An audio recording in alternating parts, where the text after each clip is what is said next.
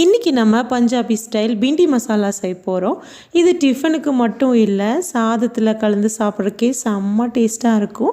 வெண்டைக்காவோட மேல் பகுதியும் வால் பகுதியும் கட் பண்ணிவிட்டு பெரிய பெரிய பீசஸாக கட் பண்ணிக்கோங்க. எல்லா வெண்டைக்காவும் இந்த மாதிரி கட் பண்ணதுக்கப்புறம் 1 ஸ்பூன் கடலை மாவு, 1/2 ஸ்பூன் மிளகாய்த்தூள், கொஞ்சமாக மஞ்சத்தூள், தேவையான அளவுக்கு உப்பு சேர்த்து தண்ணி தெளித்து நல்ல பக்கோடா பதத்துக்கு பிசைஞ்சு எடுத்துக்கலாம்.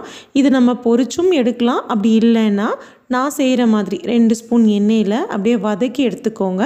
மெயின் கான்செப்ட் என்னென்னா, அந்த கடலை மாவும் சரி வெண்டைக்காவும் சரி நல்ல மொறு மொறுன்னு வதங்கி வெந்து வரணும், அவ்வளோதான். இந்த அளவுக்கு வதங்கினதும் ஒரு பிளேட்டில் மாற்றி எடுத்து வச்சுக்கலாம். இதுக்கு ஒரு மசாலா தேவை. 2 கரண்டி தயிர், 1/2 ஸ்பூன் மிளகாய்த்தூள், 1/2 ஸ்பூன் மல்லித்தூள், கொஞ்சமாக கரம் மசாலா, கொஞ்சமாக மஞ்சத்தூள், தேவையான அளவுக்கு உப்பு சேர்த்து நல்லா பீட் பண்ணி எடுத்துக்கோங்க. இந்த அளவுக்கு நல்லா பீட் பண்ணிட்டீங்கன்னா தயிர் தனியாக பிரிஞ்சு வராது. 2 ஸ்பூன் எண்ணெயில் கொஞ்சம் சீரகம்,